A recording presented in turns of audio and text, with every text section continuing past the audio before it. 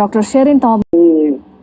ഇന്നത്തെ ഈ ഭക്ഷണക്രമത്തിൽ നമുക്ക് വളരെയധികം ഈ പച്ചക്കറികളൊക്കെ വളരെ മോശമായിട്ടൊക്കെ കിട്ടുന്നത്, ഈ കണ്ടാമിനേറ്റഡ് ആയിട്ടുള്ളത്, അതുപോലെയുള്ള കാര്യങ്ങൾ.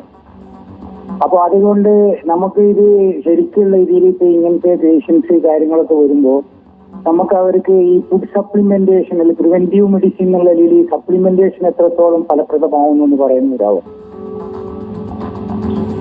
സപ്ലിമെന്റേഷൻ എന്ന് പറഞ്ഞു കഴിഞ്ഞാൽ നമുക്ക് പച്ചക്കറിയൊക്കെ വിഷം അടിച്ചത് ഇതൊക്കെ എല്ലാവരുടെയും ഒരു വ്യാകുലതയാണ്. എല്ലാവർക്കും ഇത് പച്ചക്കറിയൊക്കെ സേഫ് ആണോ, ധാരാളം വിഷം അടിച്ചല്ലേ വരുന്നത്, ഇതൊക്കെ എല്ലാവരുടെയും ഒരു വറീസ് ആണ്.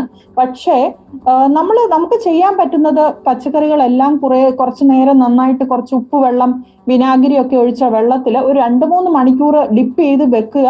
അതിനുശേഷം ഒരു 3-4 പ്രാവശ്യം റിൻസ് ചെയ്ത് ഉപയോഗിക്കുകയാണെങ്കിൽ നമുക്ക് പച്ചക്കറിയിലെ കുറെ വിഷാംശമൊക്കെ അത് വാഷ് ഔട്ട് ചെയ്ത് പോകും. പിന്നെ നമ്മൾ അതിന് പകരം നമ്മൾ അനാവശ്യമായി കൂടുതൽ ഈ ഫുഡ് സപ്ലിമെന്റ്സിനെ ആശ്രയിക്കുകയാണെങ്കിൽ സംഭവിക്കുന്നത് ഇതിനകത്തൊക്കെ പ്രിസർവേറ്റീവ്സ് ധാരാളം ചേർന്ന സാധനങ്ങളാണ്. നമ്മുടെ നാച്ചുറലായിട്ട് കിട്ടുന്ന ആഹാര സാധനത്തിനൊപ്പം ഒരിക്കലും പ്രിസർവ്ഡ് ആയിട്ടുള്ള ഒരു സാധനം അതിന്റെ ഗുണങ്ങൾ തമ്മിൽ ഒത്തിരി വ്യത്യാസമുണ്ട്.